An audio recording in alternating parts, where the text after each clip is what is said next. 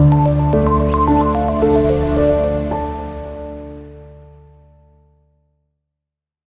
you all are fine. You all are doing well in your life. लें जी, बात का आगाज करते हैं. जितनी बात आज हम कर सकेंगे उतनी करेंगे. We were talking about chapter number 2. We have jumped on chapter number 2.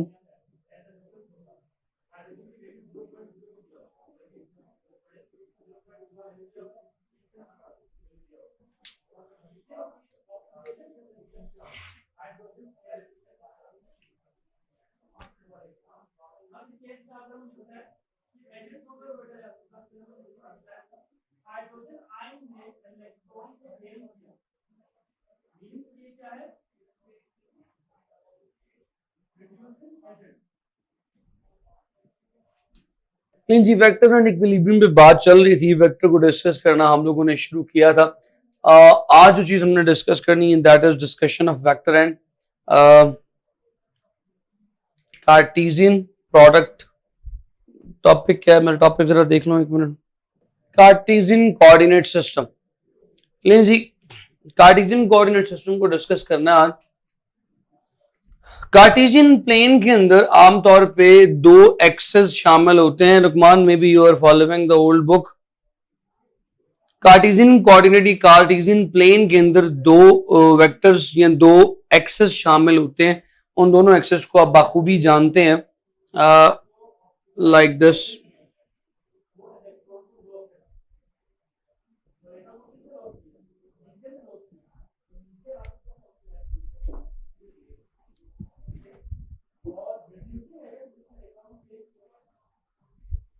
इसमें जो ये वाली साइड है this is the Y access.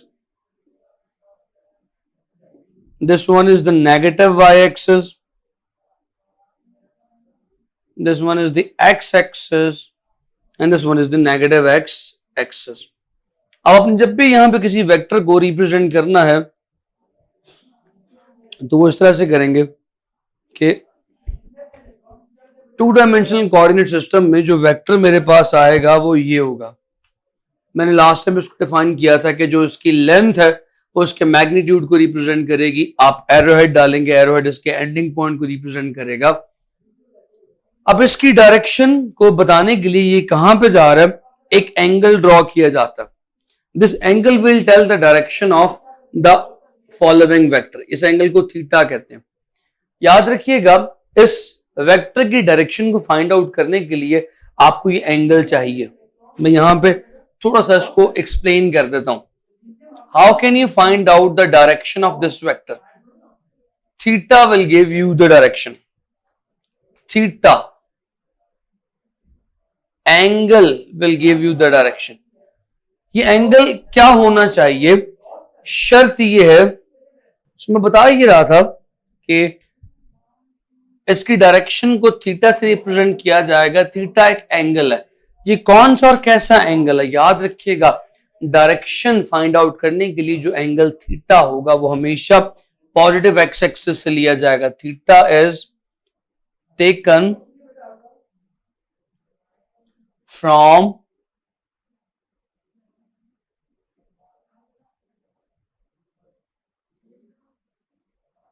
Positive x axis और हमेशा एरो ऊपर की तरफ लगाया जाएगा, यानी एंटी क्लॉकवाइज.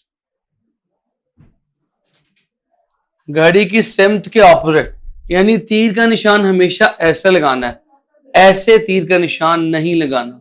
हमेशा एंटी क्लॉकवाइज एंगल को ड्रॉ करना.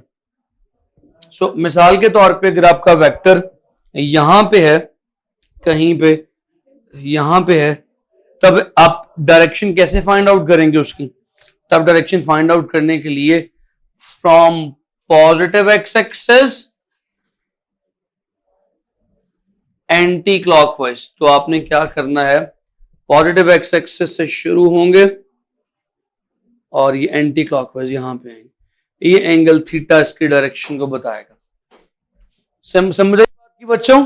अच्छा, इसमें डायरेक्शन की बात मैंने हमको बता दी. दूसरी बात अहम वो ये है कि इसके कोऑर्डिनेट्स, कि भाई ये वेक्टर कहां पे वाक़ई है, इसका एड्रेस कैसे पता चलेगा.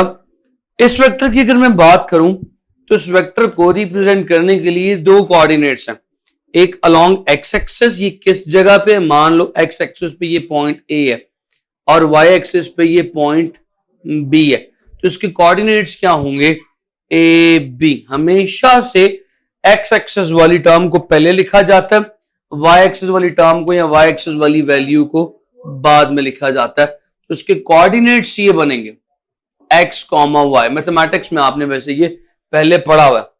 सो इसके कोऑर्डिनेट्स को मैंने बताया कि इस तरह से लिखा जाता है। इसके कोऑर्डिनेट्स को मान लीजिए कि ये एक ए वेक्टर है, इसके कोऑर्डिनेट्स को यूं भी लिखा जा सकता है। ओके जी, मान लीजिए मुझे आई एम सॉरी मैंने देखा नहीं, इसको यूं भी लिखा जा सकता है ए अलोंग एक्स एक्सिस है जिसका यूनिट वेक्टर आई है और B along Z Y axis है जिसका यूनिट वेक्टर जे है, तो उसे यूं भी लिखा जा सकता है ए आई plus B J.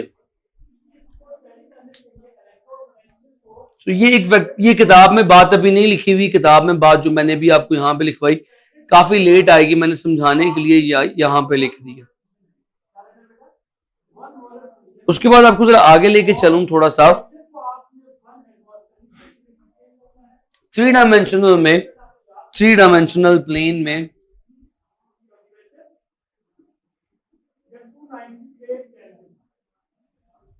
What is going to happen.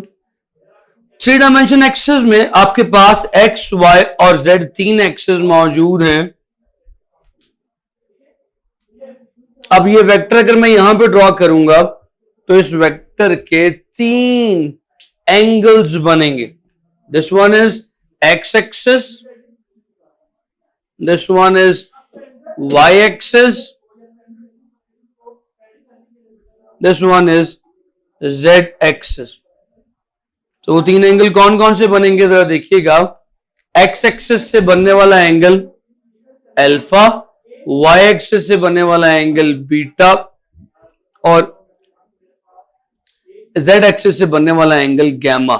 इसमें एंगल की डायरेक्शन की कोई कैद नहीं है, आप एंटी क्लॉकवाइज लें चाहे क्लॉकवाइज लें, इट डजंट मैटर।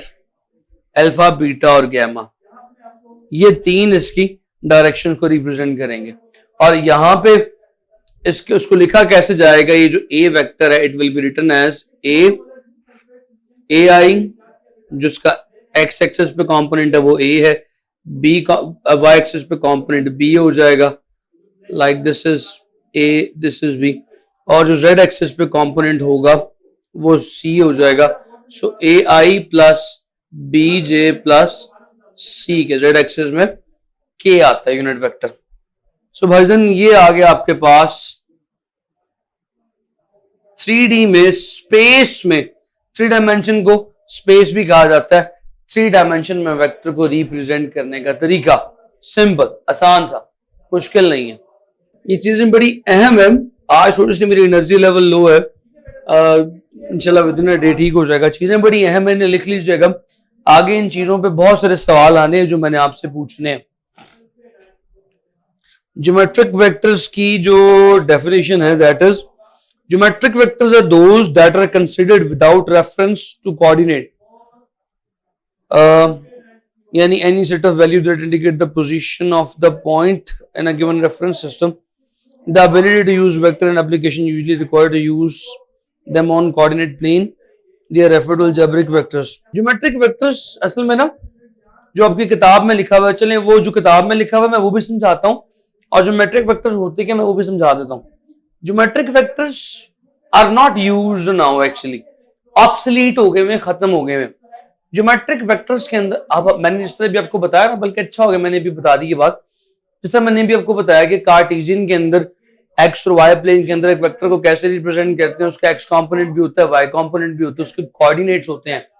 इसी तरह थ्री डायमेंशन में उसका एक्स भी है, वाई भी है, जी भी है। जबकि ज्योमेट्रिक वेक्टर्स का कोई स्टार्टिंग और एंडिंग पॉइंट डिफाइन नहीं होता। मिसाल के तौर पे एक वेक्टर अगर मैं यहां ड्रॉ करूं, मान लीजिए कि ये जो sides of triangle, these are the vectors, 1 2 3, same identical यही चीज अगर उठा के मैं मिटा के यहां बना दूं, मैंने इसके कोऑर्डिनेट्स चेंज कर दिए, यहां से मिटा के यहां बना दिए, इससे कोई फर्क नहीं पड़ेगा। These are the coordinate vectors. They have not defined set of coordinates. They can be changed. उनमें ओरिजिन नहीं है, वो एक्स वाई प्लेन की डिफाइंड वैल्यूज पे नहीं होते, बस उनकी लेंथ सेम है। यानी ये उठा के यहां बना दूंगा, जाहिर है जो मैंने पहले ड्रॉ किया था यहां पे आपके सामने दोबारा ड्रॉ करता हूं समझाने के लिए अपनी बात को। अगर एक्स वाई सिस्टम में आए तो इसका स्टार्टिंग पॉइंट ये है, एंडिंग पॉइंट ये है। अगर आप इसकी बात उसी में इसको ड्रॉ कर रहे हैं, इसका स्टार्टिंग पॉइंट ये है, एंडिंग पॉइंट ये, they are different. So these are the geometric vectors. ये सिर्फ एक ज्योमेट्रिकल फिगर को, ज्योमेट्रिकल शेप को रिप्रेजेंट करने के लिए ड्रॉ किए जा रहे हैं। इनके कोऑर्डिनेट्स डिफाइंड या शोर या कन्फाइंड नहीं होते, दे कैन बी चेंज्ड। इससे कोई फर्क नहीं पड़ता। These are the geometrical vectors. ये बहुत पहले इस्तेमाल किए जाते थे ज्योमेट्रिकल शेप्स को ड्रॉ करने के लिए, ज्योमेट्रिकल फिगर्स को ड्रॉ करने के लिए। मिसाल के तौर पे अगर आपने ज्योमेट्रिकल फिगर की मदद से स्क्वायर ड्रॉ करना है तो कैसे ड्रॉ करोगे? पहली बात, ओरिजिन से राइट पे वेक्टर एक ड्रॉ करो, फिर जो ड्रॉ किया उतना ही नॉर्थ या टॉप या ऊपर की तरफ ड्रॉ करो, उतना ही लेफ्ट की तरफ ड्रॉ करो, उतना ही वापस आ जाओ। सो एक ज्योमेट्रिकल वेक्टर एक रेक्टेंगल को ड्रॉ करने के लिए इस्तेमाल हो रहा है। So it is a geometrical vector used to draw a rectangle, right? तो द नेक्स्ट थिंग इज जो डिस्कस करनी है आज, एक पॉइंट मैं यहां पे क्लियर करूंगा आप लोगों को, एरिया वेक्टर का। तो उसके बाद एडिशन पे आ जाऊंगा। बच्चा लोग, एरिया वेक्टर क्या होता है? अगर मैं आपके सामने एक स्क्वायर ड्रॉ करूं, इस स्क्वायर की लेंथ विड्थ मुझे पता हो तो मैं इसका एरिया फाइंड आउट कर सकता हूं।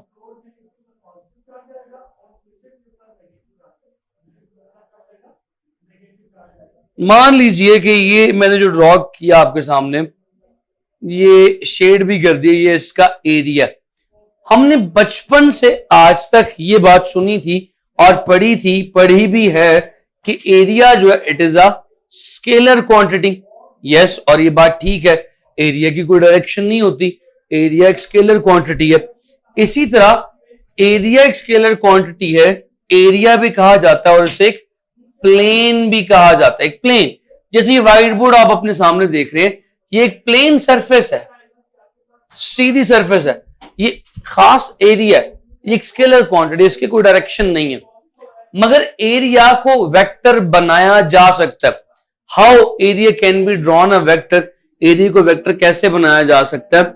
उस सरफेस के, उस एरिया के, उस प्लेन के परपेंडिकुलर एक इमेजिनरी लाइन ड्रॉ करें, वो उस एरिया का वेक्टर होगा। जिस तरह सरफेस के सेंटर से एक परपेंडिकुलर लाइन बाहर आ रही है इस ब्लू मार्कर की शक्ल में, ये इस एरिया का एरिया वेक्टर है। So what is area vector? Area vector किसे कहते हैं? परपेंडिकुलर को नॉर्मल भी कहते हैं। So normal line at the centre of area, किसी भी एरिया के सेंटर से निकलती हुई नॉर्मल। नॉर्मल बोले तो परपेंडिकुलर, नॉर्मल का मतलब परपेंडिकुलर होता है।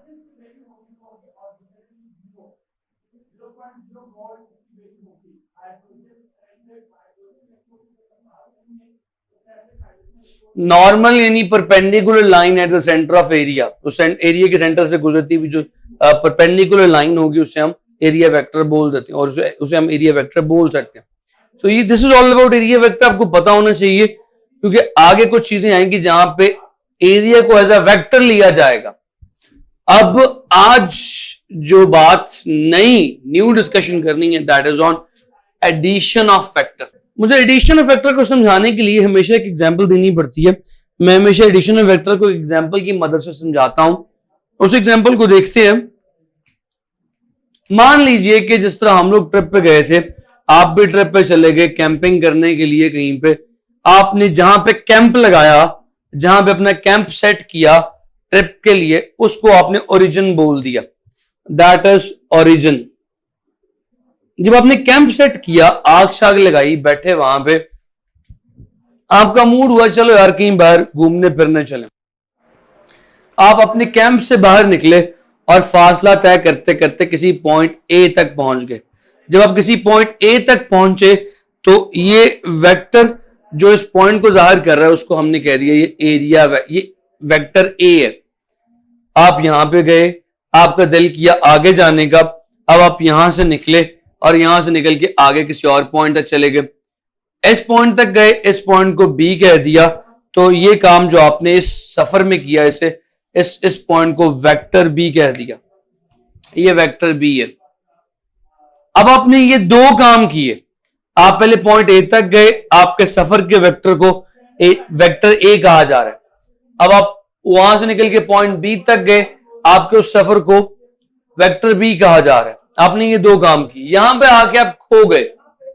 जब आप यहां पे आके खोए तो आपने कैंप में मौजूद अपने साथियों को फोन करके कहा कि भाई अब हम खो गए हैं, हमें आके तलाश करें। तो जो काम आपने दो हिस्सों में किया था, आपके साथियों ने वो सारे का सारा सफर एक ही हिस्से में तय किया आपको ढूंढने के लिए। इसे कहते हैं एडिशन ऑफ वेक्टर, कि भाई वेक्टर्स में जो काम अलग अलग दो हिस्सों में हो उसे एक हिस्से में कर दिया जाए, that is called as addition of vector. और एडिशन ऑफ वेक्टर कैसे की जाती है?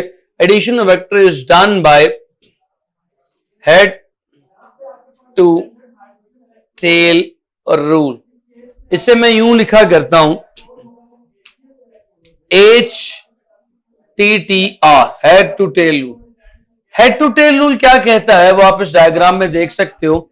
Head to tail rule states that कि पहले वेक्टर के हेड के साथ दूसरे वेक्टर की टेल को जोड़ें। ये तो दो वेक्टर थे ना, अगर तीसरा भी होता तो फिर तीसरे वेक्टर की टेल के साथ दूसरे के हेड को जोड़ें और ऐसे करते रहें। जब सारे वेक्टर्स को जोड़ लें तो फिर जो फाइनल वेक्टर है उसकी टेल को पहले की टेल के साथ और उसके हेड को आखिरी के हेड के साथ। सो लिहाजा मैं आपको डिफाइन करवाता हूं। अब मैं बोलता हूं, जरा लिख लीजिएगा डेफिनेशन। अगर ना लिख सकें तो लेक्चर के ओवर होने के बाद वीडियो को रिवाइज करके रिवाइंड करके दोबारा लिख सकते हैं। डेफिनेशन है हेड टू टेल रूल की, join the head of first vector with the tail of second vector, join the head of first vector with the tail of second vector and keep on joining, और जोड़ते रहो, and keep on joining in the same way till the last vector। last vector तक ऐसे ही जोड़ते रहो। फिर क्या करो? after joining, सब जोड़ने के बाद join the head of resultant vector with the head of last vector and the tail of resultant vector with the tail of first vector। ये जो जवाब आया है इस जवाब को कहते हैं रिजल्टेंट। ये जवाब रिजल्ट से निकला, रिजल्टेंट वेक्टर है जो ए और बी के जमा के इक्वल है, तो इसे रिजल्टेंट वेक्टर कहते हैं। पॉइंट समझ में आता है बच्चों? So this is resultant vector that is equal to A plus B. अब सवाल ही पैदा होता है कि how many vectors can be added with the help of HTTR। क्या HTTR की मदद से, हेड टू टेल रूल की मदद से दो वेक्टर्स को ऐड किया जा सकता है? 3 को, 4 को, 5 को। Infinite numbers of vectors can be added by HTTR। Head to tail rule की मदद से इन्फिनिट वेक्टर्स को ऐड किया जा सकता है। 2, 3, 4, 5 नहीं, सारे के सारे जितने भी इन्फिनिट, जितने मर्जी नंबर ऑफ वेक्टर्स हो सबको हेड टू टेल रूल की मदद से ऐड किया जा सकता। फिर उसके बाद आगे लेके चलता हूं आपको।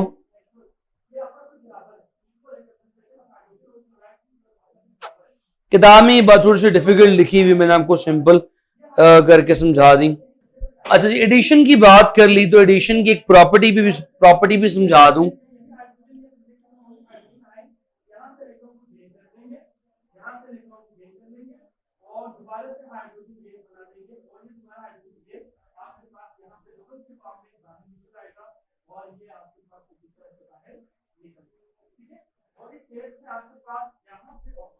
Addition is commutative. मैं आपको उसकी एग्जाम्पल करके दिखाता हूं। कॉम्यूटेटिव किसे कहते हैं? कॉम्यूटेटिव का मतलब है कि अगर मैं ए को बी में ऐड करूं और या बी को ए में ऐड करूं, दोनों का जवाब एन मुताबिक सेम, बिल्कुल सेम आएगा, ऐसे कॉम्यूटेटिव कहते हैं। मान लीजिए कि मेरे पास एक वेक्टर है ए जो कुछ इस तरह से कहीं पड़ा हुआ है, this is vector A somewhere, और एक वेक्टर मेरे पास बी है, ये वेक्टर ए है, और जो दूसरा वेक्टर मेरे पास मौजूद है वो वेक्टर बी है, वो जरा इस तरह से है। ये वेक्टर ए था, ये बी था। जब मैंने ए को बी में ऐड करना है, इस बी को यहां से उठा के इसके ऊपर रखूंगा लाइक दिस, ये वेक्टर बी आ गया, दिस इज वेक्टर बी, इनको ऐड करूंगा हेड टू टेल रूल की मदद से, जिस तरह मैंने यहां पे किया, ये आ गया रिजल्टेंट ए प्लस बी। अब अगर मुझे बी प्लस ए करना हो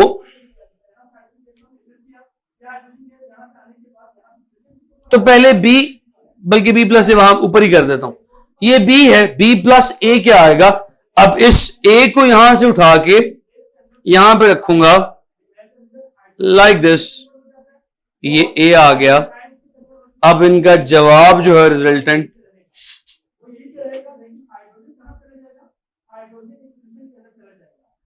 that is A, B plus A. तो अगर आप गौर करें तो बी प्लस ए हो चाहे ए प्लस बी हो, दे ऑल आर सेम, दोनों सेम है, कोई फर्क नहीं। हाँ, अगर 3 या मोर देन 3 वेक्टर्स हो, जितने भी वेक्टर्स हो, all are can be added. मिसाल के तौर पे अगर एक वेक्टर है ए, ये आ गया बी, ये आ गया सी, मैंने भी बात करनी है इस पे, बात एडिशन पे खत्म नहीं हुई, डी ई सारे के सारे हेड टू टेल रूल से जोड़े हुए। अब जो रिजल्टेंट होगा वो सिंपली ये आ जाएगा, ये किसके इक्वल होगा, A plus B plus C plus D plus E के इक्वल होगा। इसके ऊपर एडिशन के ऊपर इंशाल्लाह कल के डिस्कशन और करूंगा आपके साथ।